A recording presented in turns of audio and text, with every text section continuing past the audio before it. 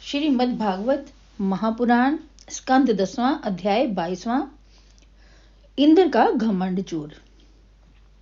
श्री सुखदेव जी कहने लगे, हे परीक्षित, श्री कृष्ण ने गोवर्धन को उठाकर जब ब्रज की रक्षा की तब गोलोक से सुरभि गो और इंद्र श्री कृष्ण के समीप आए। इंद्र भगवान के चरणों में प्रणाम करके बोला, हे नारायण, आप ही इस त्रिलोकी के पिता, गुरु, ईश्वर तथा अविनाशी काल रूप हो। प्राणियों के कल्याण का निमित्त और हम सरीखों के अभिमान को दूर करने के अर्थ आप लीला करते हो। हे प्रभु, फिर कभी मेरी ऐसी दुष्ट बुद्धि नहीं हो, यही मेरी प्रार्थना है।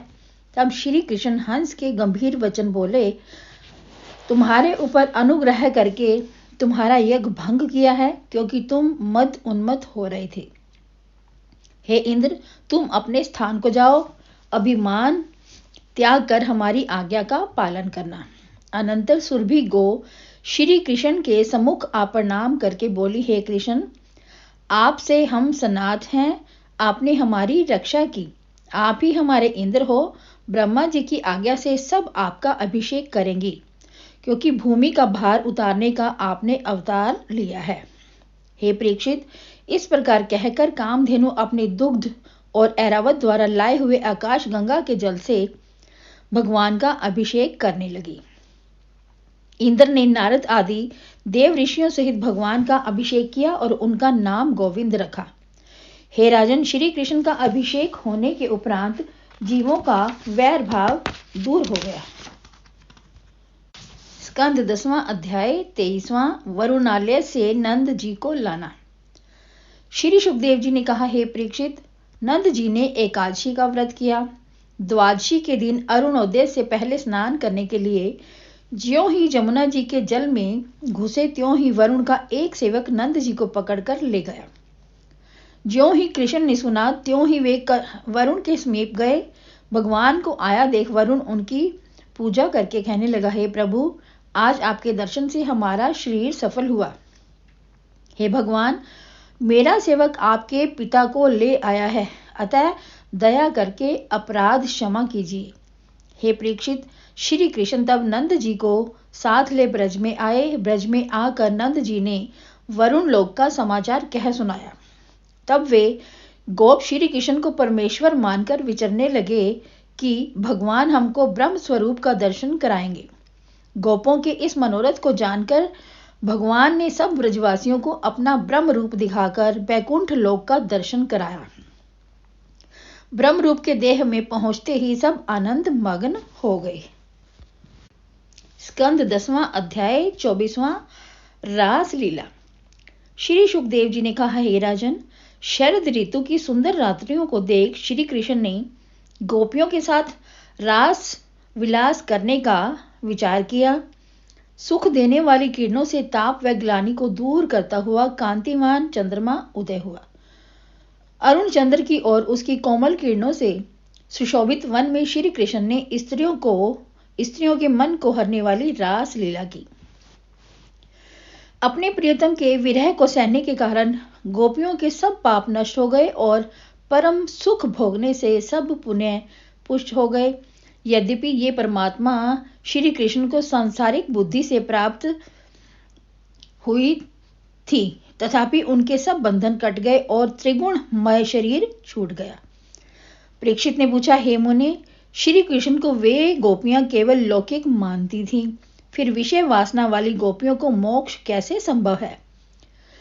श्री सुखदेव जी बोले, हे राजन, शिशुपाल जब श्री कृष्ण से बैर भाव रखने पर भी मोक्ष को प्राप्त हुआ, तब प्रीति करने वाली गोपियों को मोक्ष प्राप्ति हुई, तो इसमें आश्चर्य की क्या बात है? श्री कृष्ण से प्रेम करके सभी संसार के बंधन से छूट जाते हैं। श्री सुखदेव जी ने कहा, हे परीक्षित, जब श्री कृष्ण रास में से अंतर ध्यान हो गए, तब सब ब्रज बालाएं व्याकुल हो गई। तदंतर गोपियां मिलकर ऊंचे स्वर से श्री कृष्ण का यश गान करती हुई उन्हें वन वन में ढूंढने लगी और व्याकुल होकर वृक्षों से पूछने लगी कि हमारे प्यारे कृष्ण कहाँ हैं? जब कृष्ण दिखाई नहीं दिए तो प्रेम से भगवान की लीलाएं करने लगी। एक गोपी पूतना बनी, दूसरी कृष्ण रूप हो उसको स्तनपान करने लगी।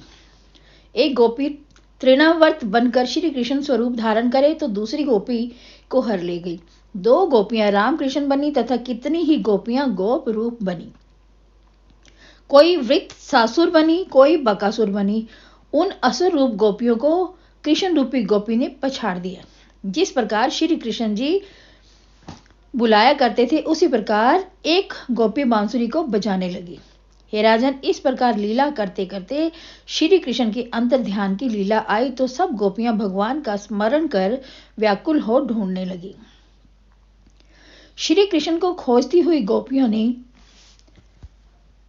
वन में श्री कृष्ण के चरण चिन्ह देखे। चरण चिन्हों से भगवान को ढूंढती हुई वे गोपियां आगे एक स्त्री के चरणों से मिले भगवान के चरण देख दुखित हो कहने लगी, श्री कृष्ण के साथ यह स्त्री कौन गई है? निश्चय इसने भगवान की आराधना की है, तभी वे हम सबको छोड़ केवल इसी को एकांत में लेके चले गए हैं। हे सखियों, भगवान की यह चरण रेणु अत्यंत पवित्र है। यदि हम इसको मस्तक पर चढ़ावेंगी तो कृष्ण मिल जाएंगे। हम सबको उसके चरण देख खेद होता है। जो भगवान को एकांत में ले जाए उनका अधर अमृत पान कर रही है। फिर आगे बढ़कर कहने लगी, यहाँ तो उसके चरण नहीं देख पड़ते, जान पड़ता है कि प्यारी को प्यारे ने कंधे पर चढ़ा लिया। देखो यहाँ फूल तोड़े हुए हैं। यहाँ काम सख्त श्री कृष्ण ने कामिनी के केशों को गूंथा है, क्योंकि उसकी चोटी गूंथते समय भगवान को यहां अवश्य बैठना पड़ा होगा। भगवान जिस स्त्री को अपने साथ ले गए थे उसने अपने को सबसे उत्तम समझा और अभिमान किया। वह अभिमान में भरकर बोली, हे प्यारे, अब मुझसे चला नहीं जाता, मुझको उठाकर ले चलो। उसके कहने पर श्री कृष्ण भगवान ने कहा होगा, हमारे कंधे पर बैठ जाओ। जो ही राधिका भगवान के कंधे पर चढ़ने लगी होगी त्यों ही भगवान अंतर्ध्यान हो गए। तब वह बहुत घबराई। हे राजन, श्री कृष्ण को ढूंढती हुई उन सब गोपियों ने समीप ही प्यारे के वियोग से मोहित और दुखित उस सखी को देखा। उसने बताया कि श्री कृष्ण ने प्रथम तो मुझको मान दिया, फिर अभिमान करने से अपमान प्राप्त हुआ। यह बात उस गोपी के मुख से सुनकर सब गोपियां परम विस्मय को प्राप्त हुई। राधा जी सब सो मिली, नैनन नीर बहाए, प्रेम प्यासी सब सखी, रही कृष्ण गुण गाए।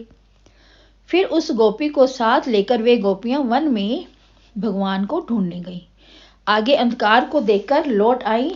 जब कृष्ण नहीं मिले तब राधा सहित सब गोपी यमुना जी के तीर आकर श्री कृष्ण का गुणगान करने लगी।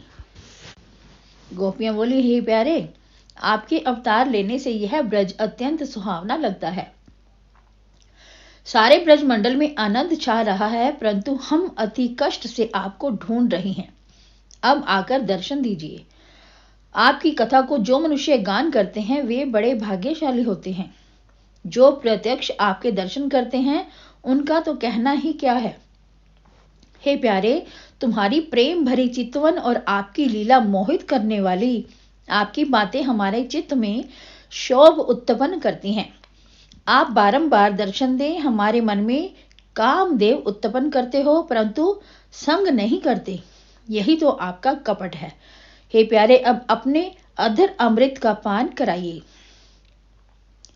श्री सुखदेव जी कहने लगे, हे राजन, इस प्रकार विलाप करती हुई गोपियां ऊंचे स्वर में रोने लगी। उस समय मन मोहित करने वाले कृष्ण गोपियों के बीच प्रकट हुए।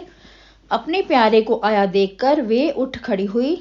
किसी ने भगवान का हाथ अपने हाथ में पकड़ लिया, कोई भुजा को अपने कंधे पर रखने लगी, कोई भगवान का बचाया हुआ पान अपने हाथ में लेने लगी, कोई कामदेव से पीड़ित हो भगवान के चरण कमल अपने सतनों पर रखने लगी।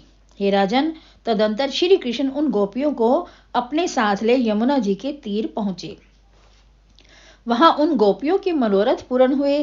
पूर्ण कर्म होने पर भी गोपियां भगवान को अपनी ओढ़नी उतारकर बैठाने लगी। गोपियां बोली, हे महाराज, कितने ही ऐसे हैं जो अपने मान करने वालों को भी उनकी अपेक्षा न करके भजते हैं। कितने ही ऐसे हैं जो भजने वाले और ना भजने वाले दोनों को नहीं भजते हैं। इन सब में कौन अच्छा है और कौन बुरा है? श्री कृष्ण बोले, हे सखियों, जो परस्पर एक दूसरे को भजते हैं वे स्वार्थी हैं। वह भजन केवल स्वार्थ के लिए है। जो नहीं भजन करने वालों को भजते हैं वे दयावान और स्नेही हैं। दयालु होकर भजन करने में सत्य है और स्नेह से भजन करने से प्रेम है। कितने एक पुरुष भजने वालों को भी नहीं भजते, फिर न भजने वालों की तो बात ही क्या है। वे 4 प्रकार के हैं। एक आत्मा में रमण करने वाले, दूसरे पूर्ण मनोरथ वाले, तीसरे अकृतज्ञ, चौथे गुरुद्रोही। हे सखियों, मैं इनमें से नहीं हूं, क्योंकि जो मुझको भजने वाले हैं उनका ध्यान निरंतर मुझ में बना रहे, इस कारण मैं भजने वालों को भी नहीं भजता। तुमने मेरे कारण बंधुजनों का परित्याग किया है। तुम सबों का मुझ में निरंतर ध्यान रहने के कारण मैं अंतर्ध्यान हो गया और तुम्हारी प्रीति की परीक्षा लेता हुआ तुम्हारे वचनों को सुनता रहा। इस कारण तुमको मुझे दोष लगाना नहीं चाहिए। तुमने जो हमारी सेवा की, इससे मैं तुम्हारा ऋणी हूं। यह तुम्हारी सुशीलता से उतरना चाहिए, इसको मैं नहीं उतार सकता। श्री सुखदेव जी ने कहा, हे परीक्षित, श्री कृष्ण के वचन सुनकर गोपियों ने विरह के ताप को त्याग दिया। श्री कृष्ण ने जब रास रचा तब अपनी योग शक्ति के प्रभाव से 2-2 गोपियों के मध्य में खड़े हो भगवान ने उनके गले में हाथ डाला, गाना प्रारंभ किया। प्रत्येक गोपी यह मानने लगी कि श्री कृष्ण मेरे ही समीप हैं। उस क्रीड़ा को देखने देवता भी अपनी अपनी स्त्रियों को लेकर आए। जैसे मेघों में बिजली शोभायमान लगती है, वैसे ही श्री कृष्ण गोपियों में शोभायमान लगने लगे। हे राजन, जितनी गोपियां थी उतने ही स्वरूप धार कर श्री कृष्ण ने उनके साथ रास विहार किया। जब वे गोपियां थक गई तब भगवान ने दया करके अपने हाथों से उनके मुख पोंछे। श्री कृष्ण जब थक गए तब गोपियों को साथ ले जल में घुसे। हे परीक्षित, गोपियों ने जल उछाल उछाल कर भगवान को भिगो दिया।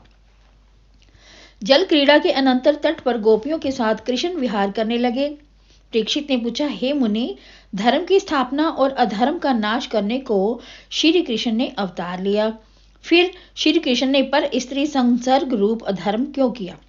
श्री सुखदेव जी बोले, परमेश्वर में धर्म का उल्लंघन और साहस देखा गया है। सामर्थ्य वाले पुरुषों को दोष नहीं लगता। रामचंद्र ने अवतार लेकर जैसा कहा वैसा ही किया, इस कारण उसका कहना करना दोनों करें। श्री कृष्ण ने अवतार लेकर भगवत गीता में जो कहा उसके अनुसार करें और उन्होंने जो लीला की है उन लीलाओं का केवल ध्यान करें। हे परीक्षित, महात्मा जनों को न तो धर्म से कुछ प्रयोजन है, न विरुद्ध आचरण करने से कुछ पाप है, तब ईश्वर का पाप पुण्य रूप कर्मों का संबंध कैसे हो सकता है? यद्यपि गोपों की स्त्रियां भगवान के पास गई थी, तथापि ब्रजवासियों ने अपनी स्त्रियों को अपने पास सोती हुई समझा। इसी कारण गोपों ने उनकी कुछ निंदा नहीं की। ब्रह्म मुहूर्त में गोपिकाएं श्री कृष्ण की आज्ञा के अनुसार अपने अपने घर गईं। हे राजन, भगवान की इस रास लीला को सुनने व कहने से काम वासना दूर हो जाती है।